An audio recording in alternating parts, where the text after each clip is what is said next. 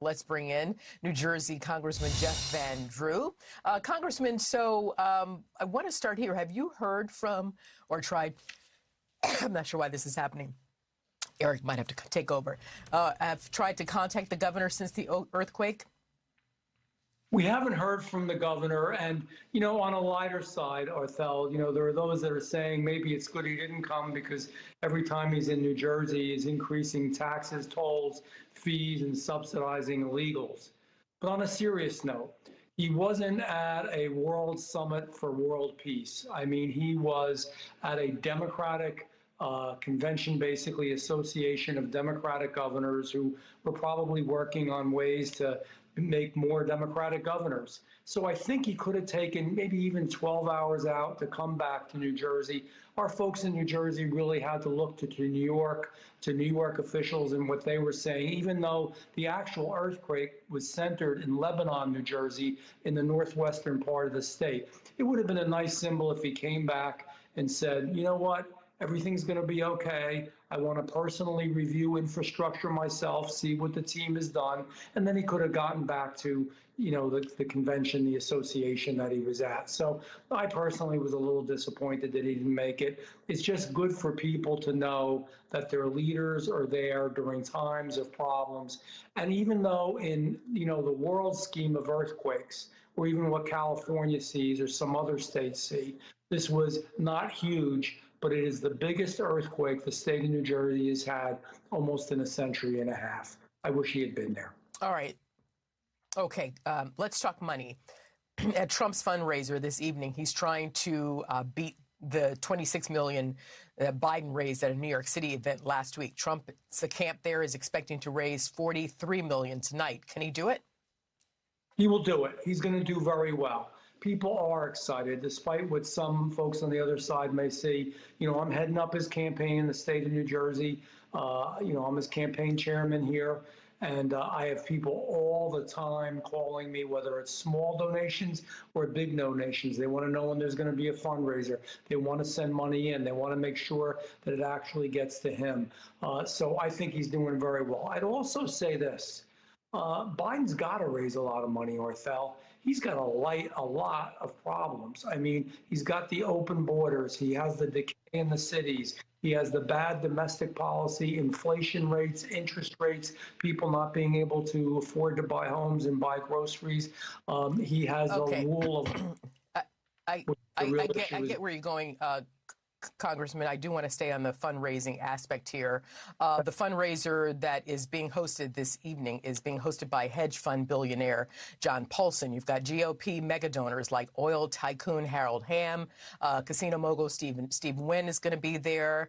And you heard Madison Scarpino report how Biden's camp is criticizing the Trump campaign, saying that this evening's event shows that Donald Trump will do the bidding of his billionaire buddies instead of what is best for the American people.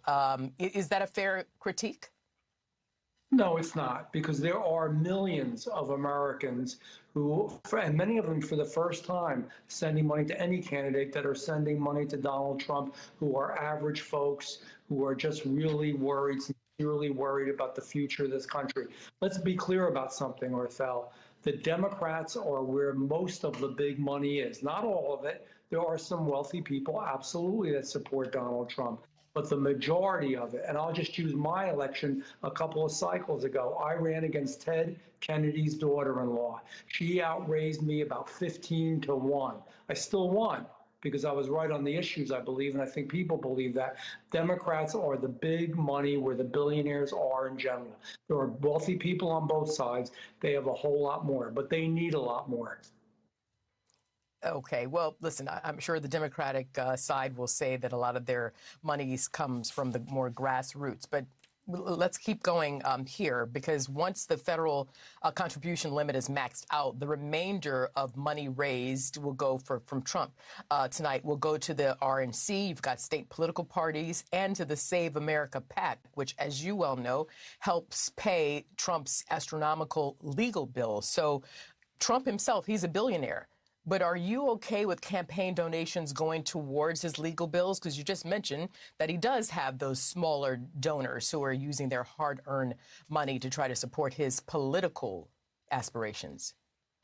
Understood. So you got to realize, I believe the smaller donors, just like the big donors, realize that Donald Trump isn't being prosecuted. He's being persecuted, man. This is unheard of in American political or judicial or legal history. It really is. And so people understand. Now, is it unheard of because, but let me ask you, sir, is it unheard of because this is the first time you have a former president stepping into the arenas, if you will, that he has stepped into? Maybe that's why it's unprecedented, because we've never had a former president behave this way. No, it's unprecedented because there's so much at risk. It's unprecedented because, quite frankly, the left is really concerned that he has a real shot here. He's going to win, and they are afraid of that. So they are using every mechanism possible, whether it's ultra prosecutors, attorneys general, and just to go after this man for things that are absurd. And people know it. They see it. People, the American public is not dumb. Donald Trump is going to win, and the American people are going to support him, and there's a reason. So he's going to use money to make sure that he is a viable candidate and that he is heard from, because he represents, I believe, the majority of hardworking Americans in our country. Congressman, in the last minute, you just said Donald Trump is going to win. If Donald Trump does not win, will you and the rest of the Republicans and the supporters of Donald Trump accept that he did not win and that the fix is not in? Because that's very crucial for us to have fair and safe elections. If the elections are fair and safe, I always support the result of the election. If they are not, I have concerns. And the bottom line is, I don't think. So if Trump wins, it's fair. If Biden wins, it's not fair. Is that what you're saying, Congressman? No, Arthel, that's not what I'm saying. What I am saying is, I don't even think about him not winning, because in my mind and many Americans' minds, including middle of the road independents and Democrats, the future of our nation and of the Republic is at risk. This is not about saving the Republican Party. This is about saving the Republic. We will leave it there. New Jersey Congressman Jeff Van Drew, thank you very much for joining us on this Saturday afternoon. Thank you.